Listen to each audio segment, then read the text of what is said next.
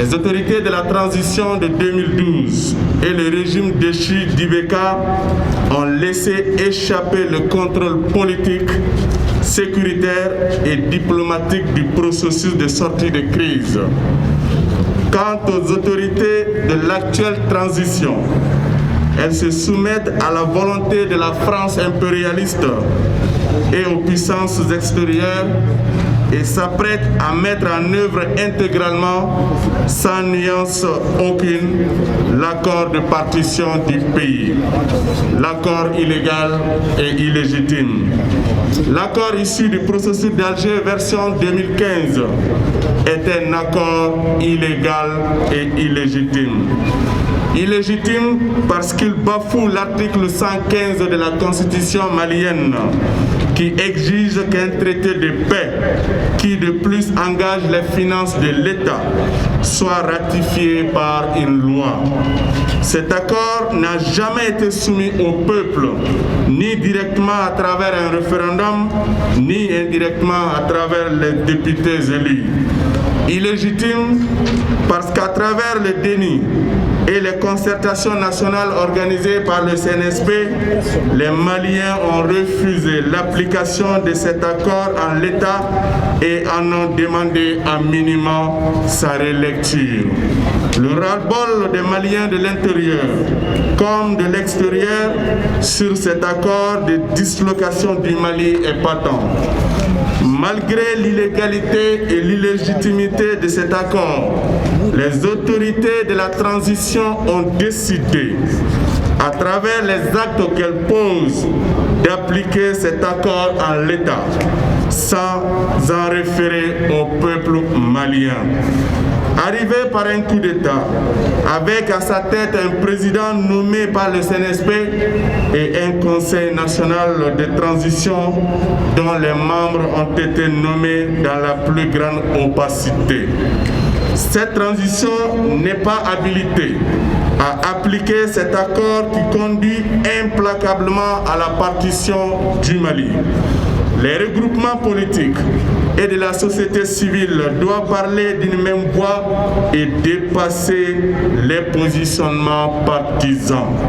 Ils doivent privilégier la sauvegarde de l'intérêt supérieur du peuple, de la nation et de la République, restauration de l'intégrité territoriale, préservation de l'État laïque et républicain, établissement d'un nouvel ordre politique et constitutionnel symbolisé par la nouvelle République, avec pour objectif commun d'aboutir le plus tôt possible à la prise en compte des aspirations profondes du peuple du Mali à travers la libération totale des régions occupées et l'organisation d'élections démocratiques, transparentes et crédibles sur toute l'étendue du territoire.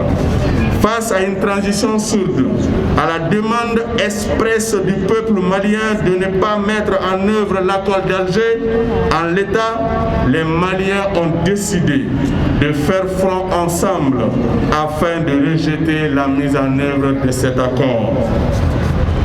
À l'instar des pères fondateurs de la nation malienne qui ont su, le 22 septembre 1960, galvaniser notre peuple dans un élan unitaire historique, la classe politique et les organisations fêtières de la société civile ont la lourde responsabilité de refuser catégoriquement la mise en œuvre de cet accord antinational dans son intégralité.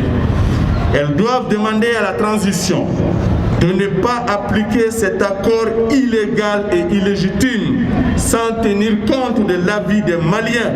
On risque de déclencher une guerre civile inter- et intracommunautaire, voire une guerre religieuse avec cet accord qui autorise la distribution de la justice par les cadis.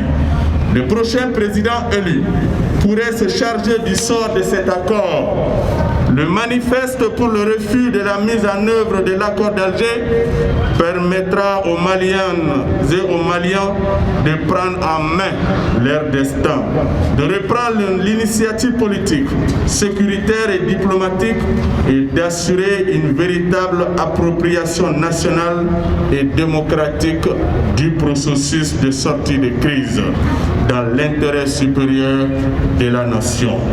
Le regroupement populaire constitué de toutes les catégories sociopolitiques a donné naissance au front du refus de l'accord d'Alger, dont le seul but est d'empêcher la mise en œuvre de cet accord en l'état. Réunis le jeudi 28 janvier 2021 à la Bourse du Travail, les membres du Front du refus de la mise en œuvre de l'accord d'Alger, Djibouti-Sébé, ont décidé, à travers ce manifeste, de lancer un appel solennel à tous les patriotes et amis du Mali pour rejeter l'accord d'Alger et sa mise en œuvre unilatérale par les autorités de la transition sans le consentement du peuple du Mali.